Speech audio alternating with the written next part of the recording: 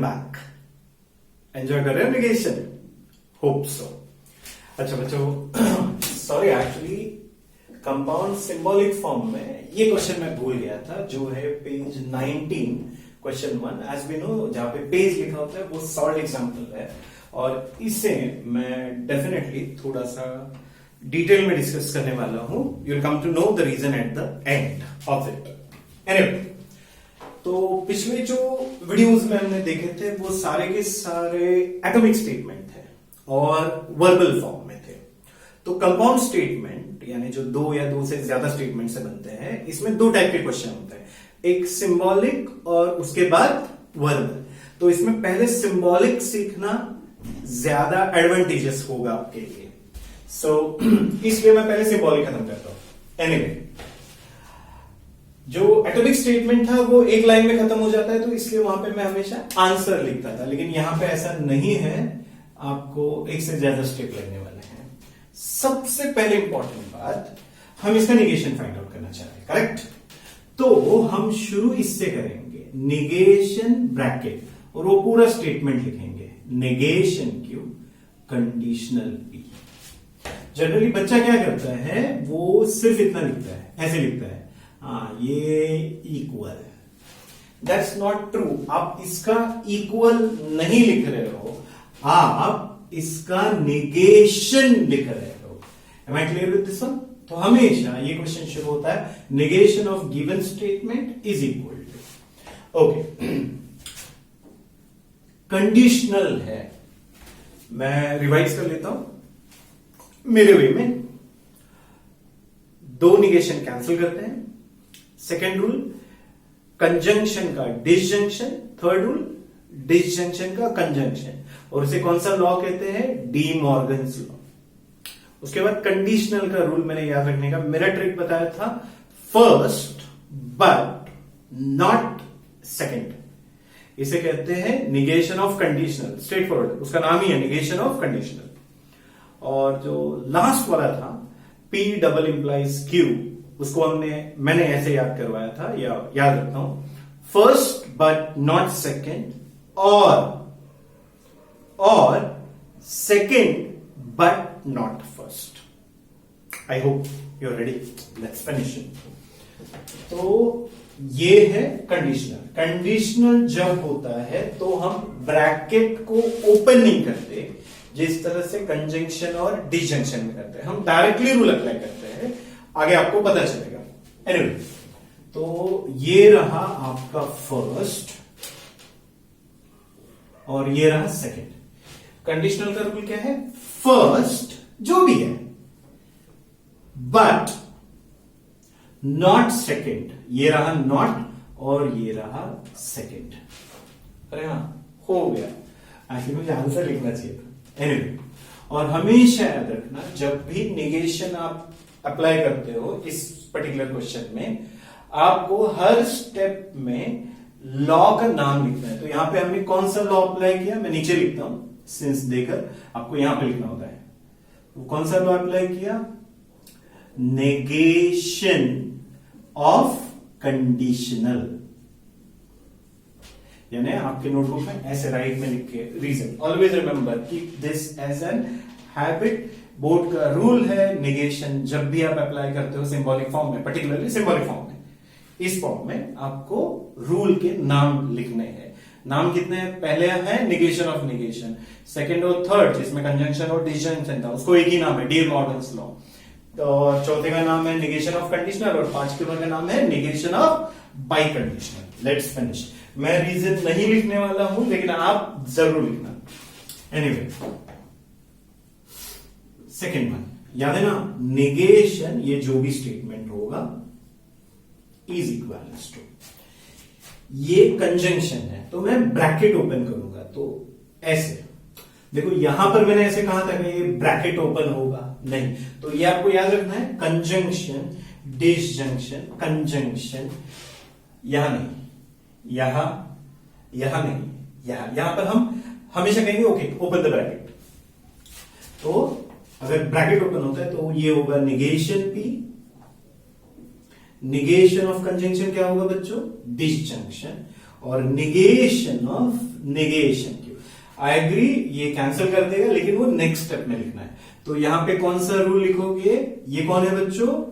Conjunction. और conjunction और disjunction जब भी चेंज होता है ऐसे, तो उसे हम कौन सा कहते हैं? D Morgan's law. यहां पे आपको लिखना है। नेक्स्ट, ये तो एज इट इज, इसे सॉल्व करना है अभी। नेगेशन नेगेशन कैंसिल कर देगा, तो यहां पे कौन सा लिखोगे? नेगेशन ऑफ नेगेशन, बस यही लिखना है आपको, negation of negation. Anyway, we are done. Same way, negation of this p disjunction negation q। Bracket open करना है या रूल डायरेक्ट अप्लाई करना है? ब्रैकेट ओपन करना है। ओपन द ब्रैकेट, तो ये होगा negation of फर्स्ट, डिसजंक्शन का बनेगा कंजंक्शन, और ये negation of सेकेंड। सेकेंड कौन है? negation q। यहां पे कौन सा रूल लिखोगे? D Morgan's law. बच्चों एक्चुअली जगह कम है, इसलिए मैं नहीं लिख रहा हूं। एनीवे, आगे सॉल्व करना पड़ेगा ना। नेगेशन नेगेशन कैंसिल होगा, और यहां पर क्या लिखोगे? Negation of negation. Such simple stupid question. Stupid यानी इजी, हाँ, याद रखना। अब नेगेशन ब्रैकेट, ये पूरा का पूरा, p disjunction negation q conjunction r. अब स्टेप बाय स्टेप जाना। पहले ये ब्रैकेट ओपन करना, ठीक है? ये ब्रैकेट ओपन होगा, तो नेगेशन ऑफ दिस, अब निगेशन, पहले ये इसका, फिर इसका, और फिर इसका, ऐसे होगा। ये हो गया। नेगेशन ऑफ कंजंक्शन होता है डिसजंक्शन, और तीसरा कौन है? आर, तो नेगेशन आर होगा। अब क्या करना पड़ेगा? ये नेगेशन ब्रैकेट के अंदर शिफ्ट करना पड़ेगा। याद रखना, ये ब्रैकेट ओपन नहीं होगा, नेगेशन अंदर जाएगा। तो वही rule, negation P, negation of disjunction क्या होगा? कंजंक्शन। निगेशन ऑफ ये जो भी है, कौन है वो? Negation Q. बाकी कॉपी करना है। Negation P conjunction, negation negation cancel होगा, तो बचेगा क्या? क्यू। तो पहले स्टेप में हमने क्या किया? कंजंक्शन को डिसजंक्शन में कन्वर्ट किया, यानी D Morgan's law. Second step में हमने क्या किया? ये निगेशन अंदर ले लिया, यानी डिसजंक्शन को कंजंक्शन में कन्वर्ट कर दिया, यानी फिर से कौन सा लॉ? De Morgan's law. और थर्ड स्टेप में इसे हमने सिंप्लीफाई किया। एक मिनट बच्चों, एक ब्रैकेट रह गया। नेगेशन ऑफ नेगेशन, तो यहां पर आप कौन सा रूल लिखोगे? Negation of negation. अब चलते हैं next one, fifth one. Solution, since negation of this statement p conditional, p disjunction, negation q। अब अगर ये ज्यादा लेंथी हो जाता है, you can write it below it, but I prefer it writing in front of. अच्छा, अब मेरा सवाल ये, ब्रैकेट ओपन होगा या डायरेक्ट अप्लाई होगा? डायरेक्ट अप्लाई होगा। ब्रैकेट ओपन मत करना। नेगेशन p, तो नेगेशन कंडीशनल क्या है? ऐसा नहीं होता।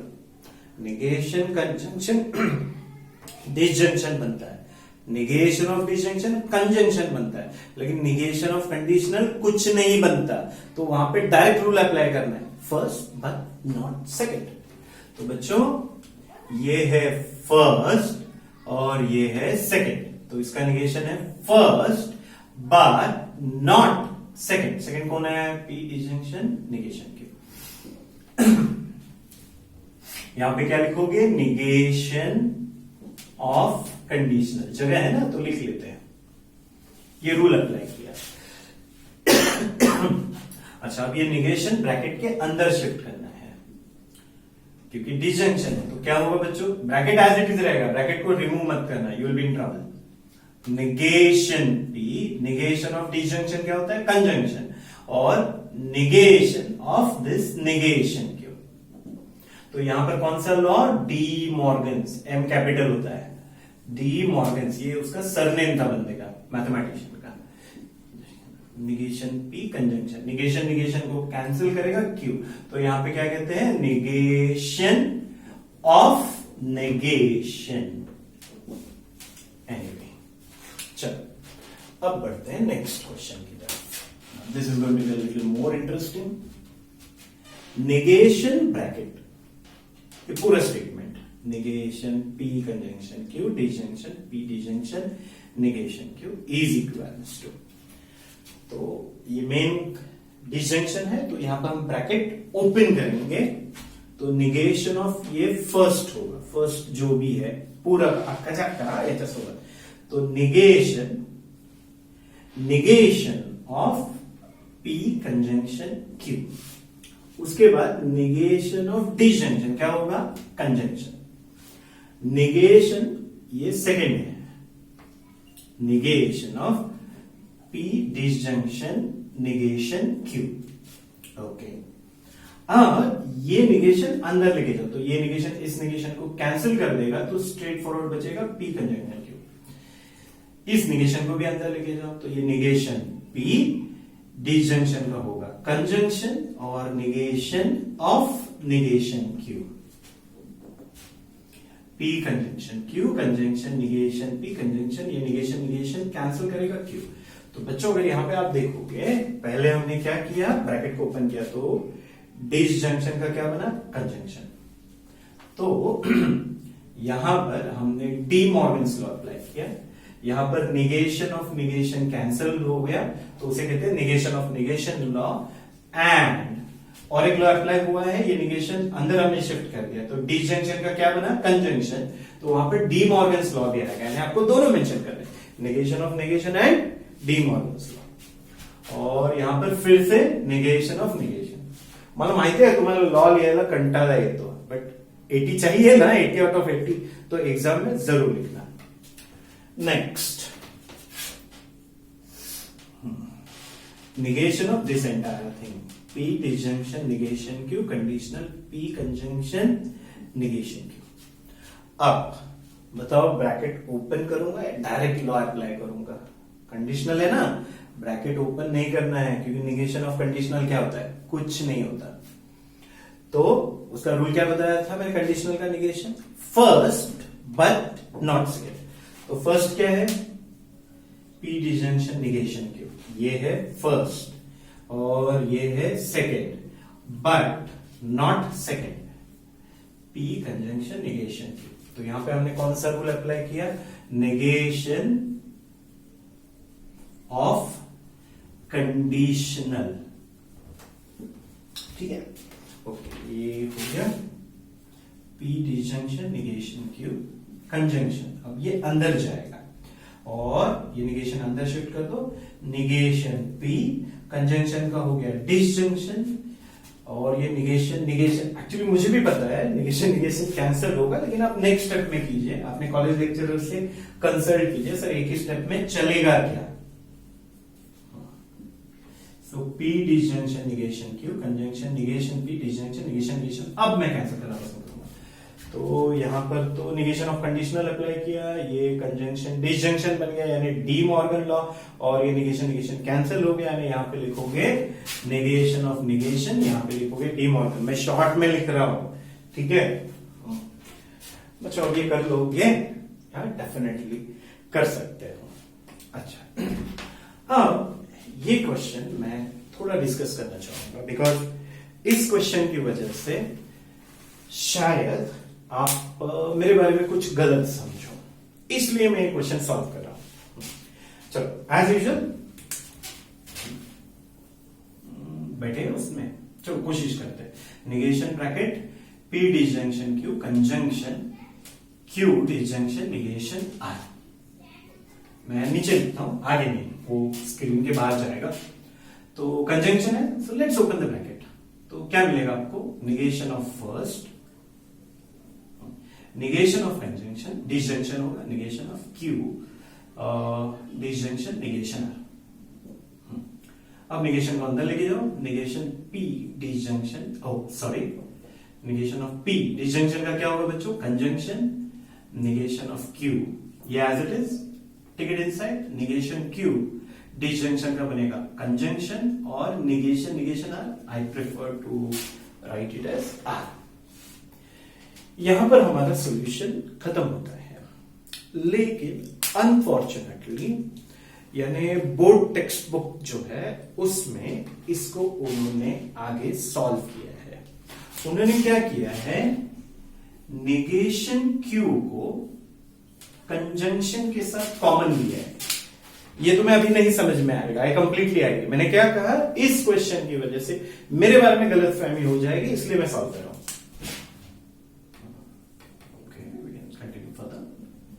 तो ये निगेशन P है, इसको मैंने कॉमन ले लिया तो बचा निगेशन और डिसजंक्शन R, तो मैंने कॉमन लिया कंजंक्शन निगेशन के। ये जो रूल है ये by the end of this topic आपको ये समझ में आएगा, ठीक है। यहां पर मैंने अप्लाई किया है डिस्ट्रीब्यूटिव प्रॉपर्टी। कौन सी प्रॉपर्टी? Distributive property.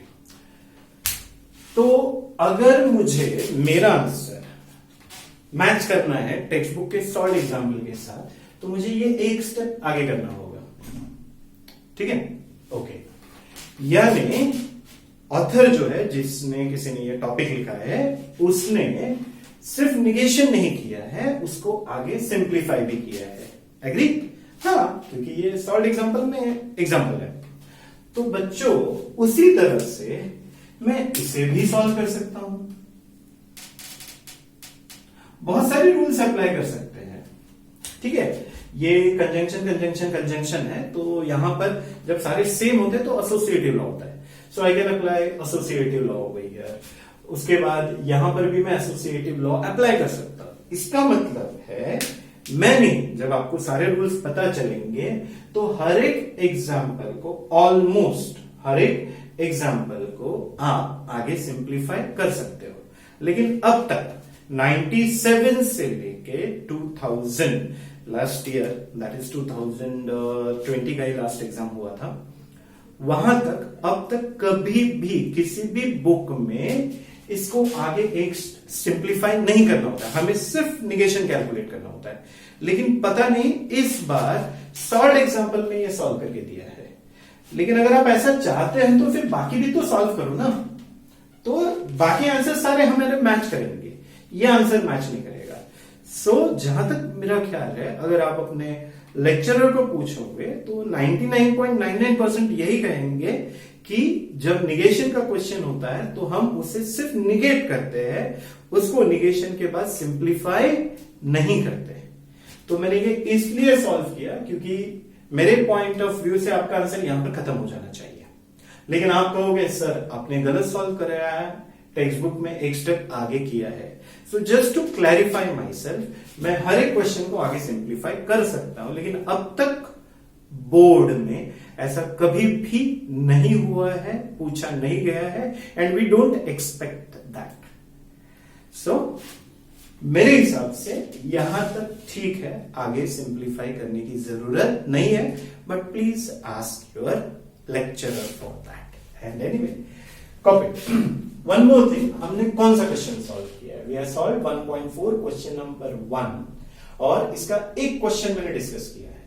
इस बंदे ने, यानी जिस किसी ने ये टॉपिक लिखा है, इसमें करीबन 3 क्वेश्चन ऐसे ही सिंप्लीफाई किए हैं, जिसकी वजह से बहुत सारा भी कंफ्यूजन होने वाला है।